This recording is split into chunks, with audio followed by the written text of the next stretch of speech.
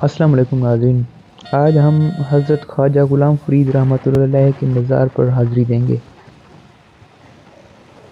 آپ کا مزار آپ کی جائے پیدائش چاچڑا شریف سے 13 کلومیٹر دور کوٹ میٹن شریف میں ہے۔ حضرت خواجہ غلام فرید رحمۃ اللہ علیہ اللہ کے ولی اور صوفی شاعر تھے۔ آپ کا پیدائشی نام خورشید عالم تھا۔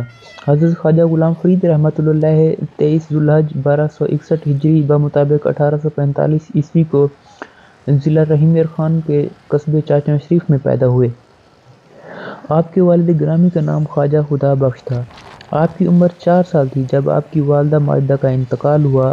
والدہ کی وفات کے 4 سال بعد والد ماجد بھی اس دنیا فانی سے رخصت ہو گئے۔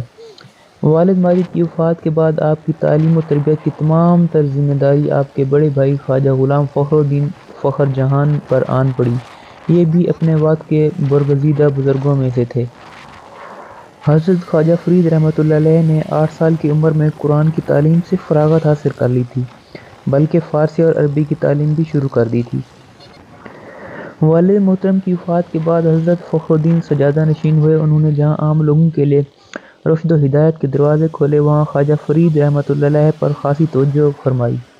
خواجہ فخر الدین فخر جہاں نے اپنے چھوٹے بھائی کے بچپن ہی میں ان کے عظیم مستقبل کے آثار دیکھ لیے تھے، اس لیے انہوں نے خواجہ فرید رحمۃ اللہ علیہ کی ذہنی، قلبی اور روحانی تربیت میں کوئی کسر نہ چھوڑی۔ خواجہ فرید رحمۃ اللہ علیہ نے 13 سال کی عمر میں اپنے بڑے بھائی غلام فخر الدین فخر جہاں کے ہاتھ پر بیعت کر لی تھی اور اپنی برادر بزرگ اور اپنے پیر و مرشد سے مختلف علوم حاصل کی۔ ریاست بہاولپور کے نواب کو فرید خاندان سے بڑی عقیدت تھی۔ نواب صاحب نے مولانا فخر الدین سے درخواست کی کہ خواجہ فرید رحمۃ اللہ علیہ کو ان کے پاس بہاولپور بھیج دیا جائے تاکہ وہ کچھ حق خدمت ادا کر سکیں۔ یوں کچھ عرصہ خواجہ غلام فرید رحمۃ اللہ علیہ نے بہاولپور میں بھی گزارا۔ جب حضرت خواجہ غلام فرید رحمۃ اللہ علیہ کی عمر 27 سال ہوئی تو آپ کے بھائی جو آپ کے پیر و مرشد تھے وہ بھی وفات پا گئے۔ آپ کا سلسلہ نسب حضرت عمر فاروق رضی اللہ تعالیٰ عنہ سے جا ملتا ہے۔ آپ کے آباء و اجداد عرب سے سندھ میں منتقل ہوئے، پھر مختلف مقامات پر رہائش پذیر ہونے کے بعد کوٹ میٹن میں منتقل ہوئے۔ جب کوٹ میٹن پر قابض پنجاب کے سکھ حاکم مسلمانوں کو تنگ کرنے لگے تو آپ کے والد خواجہ خدا بخش اپنے خاندان کے ساتھ کوٹ میٹن سے چاچڑا شریف ریاست بہاولپور میں منتقل ہو گئے۔ آپ سرائیکی زبان کے عظیم صوفی شاعر تھے۔ آپ کا صوفیانہ کلام دنیا بھر میں مشہور ہے۔ آپ کے کلام میں سوز و غم، درد عشق، ہجر و فراق بھرا ہوا ہے جو عشق حقیقی کے ارد گرد گھومتا ہے۔ مزید برآں آپ کی شاعری اسرار تصوف میں ڈوبی ہوئی ہے۔ خواجہ فرید رحمۃ اللہ علیہ نے اپنی سرائیکی شاعری میں عاشق کو مؤنث کی شکل میں پیش کیا۔ خواجہ صاحب کی شاعری کا ترجمہ مختلف زبانوں میں بھی کیا گیا ہے۔ آپ رحمۃ اللہ علیہ نے 18 سال روہی میں چلہ کاٹا۔ آپ کی پہلی شادی 26 سال کی عمر میں ہوئی۔ پہلی شادی سے ایک بیٹا اور ایک بیٹی تھی۔ پہلی بیوی کے انتقال کے بعد آپ نے دوسری شادی کی اور تیسری شادی آپ نے چولستان میں کی۔ ریاست بہاولپور کے نواب صادق آپ کے خاص مرید تھے۔ ایک دفعہ آپ نے نواب صاحب کو نصیحت کی کہ زیر تھی زبر نہ باڻ متاں پیش پوی، یعنی نرمی اختیار کرو، حسن سلوک سے پیش آیا کرو لوگوں سے، ورنہ اللہ تعالیٰ بھی تم پر سختی کر سکتے ہیں۔ نواب صادق جب آپ کی زیارت کے لیے آتے تھے تو آپ کے محل سے 4-5 کلومیٹر دور اپنی سواری سے اتر کر پیدل آپ رحمۃ اللہ علیہ کی زیارت کے لیے تشریف لایا کرتے تھے۔ بیشتر صوفیہ کرام کی طرح خواجہ فرید رحمۃ اللہ علیہ وحدت الوجود کے قائل تھے۔ انہیں کائنات کے ذرے ذرے میں ایک ہی روح رواں نظر آتی تھی۔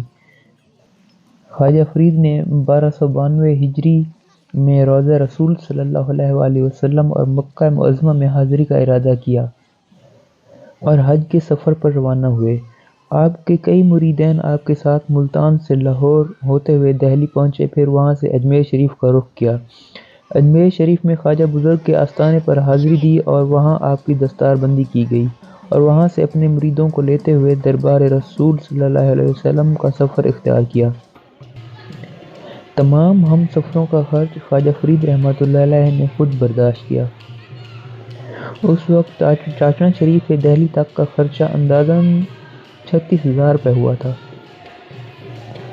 آپ کے ساتھ ہر وقت 100 سے 500 لوگ رہتے تھے۔ آپ کے پاس جو کچھ آتا شام تک آپ غربا و مساکین میں تقسیم کر دیتے تھے۔ آپ کی جاگیر سے سالانہ آمدنی 35,000 روپے تھی۔ نواب صادق آپ کے خاص مرید تھے۔ ایک دن نواب صادق 5 کلو سونا لے کر گھر سے نکلے اور خواجہ صاحب کے سامنے پیش ہوئے۔ نواب صاحب نے کہا، یہ آپ کے لیے تحفہ ہے، قبول فرمائیں۔ آپ نے فرمایا، کیا لے کر آئے ہو؟ نواب صادق نے کہا، سونا ہے، 5 کلو اس لیے لے کر آیا ہوں کیونکہ یہاں پر اور بھی دوست احباب مریدین تحفے دینے والے ہوں گے، لیکن میں نواب ہوں، میرا تحفہ کسی سے کم نہیں ہونا چاہیے، ورنہ میں شرمسار ہو جاؤں گا۔ خواجہ صاحب نے فرمایا، چلو مجھے ٹورا کرواؤ۔ باہر زمین میں چلے گئے تو خواجہ صاحب نے نواب صادق کو کہا کہ میرے نبی کا فرمان ہے، جہاں پانی نہ ہو وہاں 3، 5 یا 7 مٹی کے وٹے استعمال کیے جائیں۔ صادق جاؤ وٹے لے آؤ۔ نواب صادق جس وٹے کو اٹھاتا ہے وہ سونا بن جاتا ہے، اس کو چھوڑ کر دوسرا اٹھاتا ہے وہ بھی سونا بن جاتا ہے۔ تھوڑی دیر گزرنے کے بعد خواجہ صاحب نے فرمایا، صادق بڑی دیر لگا دی، جلدی آؤ۔ صادق نے کہا، حضرت جو وٹا اٹھاتا ہوں وہ سونا بن جاتا ہے، کیا کروں؟ تب حضرت خواجہ غلام فرید رحمۃ اللہ علیہ نے فرمایا، نواب صادق، نہ ہم نے ٹورا کیا ہے اور نہ ہمیں وٹوں کی ضرورت ہے، واپس آؤ، تجھے بات سمجھانی تھی، اب تجھے سمجھ آئے گی۔ صادق نے ہاتھ جوڑ لیے اور کہا، حضرت وہ کیسے؟ آپ نے فرمایا، صادق 5 کلو سونا لے آئے اپنی نوابی دکھانے کے لیے۔ تجھے پتہ نہیں ہم محمد صلی اللہ علیہ وسلم کے غلاموں کی جاگیر کتنی ہے؟ ہم چاہیں تو ساری زمین سونا بن جائے، لیکن نہیں، ہمارے نبی نے اس دنیا سے پیار نہیں کیا اور ہمیں بھی اس دنیا سے پیار نہیں ہے۔ ایک دفعہ ایک مجذوب نے آپ رحمۃ اللہ علیہ سے سوال پوچھا، فرید عید کداں؟ یعنی عید کب ہوگی؟ آپ نے جواب دیا، یار ملے جداں، مطلب جب یار ملے گا، یعنی جب حضرت محمد صلی اللہ علیہ وسلم یا اللہ کا دیدار ہوگا اس دن ہماری عید ہوگی۔ پھر مجذوب نے پوچھا، یار ملے کداں، مطلب یار کب ملے گا؟ حضرت خواجہ فرید نے فرمایا، میں مرے جداں، یعنی جب انسان کے اندر کی میں، اناد، تکبر، غرور مر جائے تب۔ پھر مجذوب نے آپ سے پوچھا، میں مرے کداں، مطلب جب میں کب مرے گی؟ تو فرید رحمۃ اللہ علیہ نے جواب دیا، یار چاہے جداں، مطلب جب یار چاہے گا میں مر جائے گی۔ آپ نے سرائیکی زبان میں شاعری کی، آپ کے کلام کا نام دیوان فرید ہے، اس کے علاوہ اردو، عربی، فارسی میں بھی شاعری کی ہے۔ خواجہ فرید کی حضرت محمد صلی اللہ علیہ وسلم سے محبت کا اندازہ آپ کے صوفیانہ کلام سے لگایا جا سکتا ہے۔ خواجہ صاحب کا مشہور اور خوبصورت صوفی کلام، میرا عشق وی توں، میرا یار وی توں، میرا دین وی توں، ایمان وی توں، میرا جسم وی توں، میرا قلب وی توں، جند جان وی توں، میرا کعبہ، قبلہ، مسجد، ممبر، مصحف تے قرآن وی توں، میرے فرض، فریضے، حج، زکاتاں، صوم، صلاۃ، اذان وی توں، میری زہد، عبادت، طاعت، تقوی، علم وی توں، عرفان وی توں، میرا ذکر وی توں، میرا فکر وی توں، میرا ذوق وی توں، وجدان وی توں، میرا عشق وی توں، میرا یار وی توں، میرا دین وی توں، ایمان وی توں۔ کہا جاتا ہے کہ عمر کے آخری حصے میں آپ مرض ذیابطیس میں مبتلا ہوئے، جو رفتہ رفتہ بڑھتی گئی حتیٰ کہ وصال یار کا وقت آن پہنچا۔